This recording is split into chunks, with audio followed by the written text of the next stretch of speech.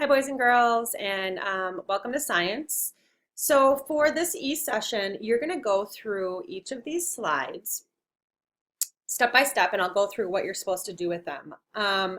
You guys are going to have a task in week 6 that requires you to give me some definitions of these words, give me an example of these words, and write some sentences about these words as far as what they are, what they look like, and examples like I had said. So in order to get ready for that, for this week in our e-session, I wanted to show you examples of all of those words. The first thing you're going to do, boys and girls, it says step 1. You're going to click here and watch this YouTube video. All of the videos are made by me, and this is just an introduction to the vocabulary words. Then you're going to click on step 2, and you're going to listen and watch the overview of the 3 main words that we've been working with. We've talked about opaque, translucent, and transparent. And those are 3 words, again, that you might have some background knowledge on, but I gave you some more examples of those. Going through this slide, you're going to watch the video opaque. And here in the box it says examples at home. I just want you to jot down some notes that you might have of opaque objects at your house. So you don't have to fill anything in here on the slide. Just on a piece of paper, write some examples at home. The next one is translucent. Again, double click on the video and write some examples at home. The next one is transparent. Again, double click on the video and write examples at home. So for these 3 videos, I basically show you what the meaning of it is, what it looks like, and I give you an example. So again, start looking around your environment.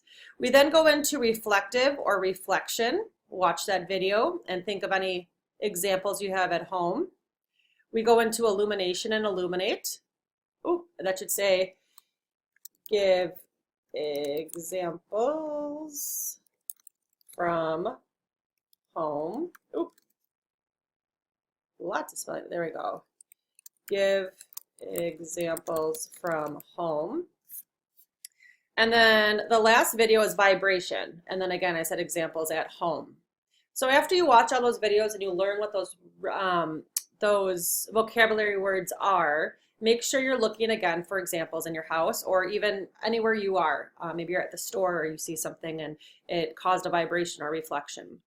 Now the last slide here is communication, and I want you to think about and maybe talk to a family member or a sibling or a friend or a cousin or someone, but how can people use light, sound, or a vibration to communicate with one another?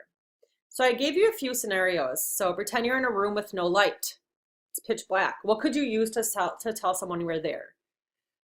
Pretend you and a friend do not have any technology. We don't have a computer, a phone, a walkie-talkie. How could you use a cup and a string to communicate? So that's something I want you to think about. How could you use those things to communicate? I want you to think about, what did people do before we had phones or computers or technology to communicate? And it says right here, I'm not talking about snail mail either. And if you don't know what snail mail is, I'll cover it next week in class, or ask a parent. I bet they know what it is. I have another question. Do you know what Morse code is? Okay. All I'm asking you for this, boys and girls, is to think about these questions, reflect on a piece of paper or in a Google document, and at our next e-session, be ready to discuss some of these questions and have some answers. If you want to research what Morse code is, awesome. You'll be an expert by the time we have our next e-session. If you want to figure out what snail mail is, awesome. Bring that to the next e-session. So basically, this is just a self-exploratory kind of assignment right here. You don't have to turn anything in. But again, go through all the videos, watch them, get examples from your house, and be ready to discuss for next week.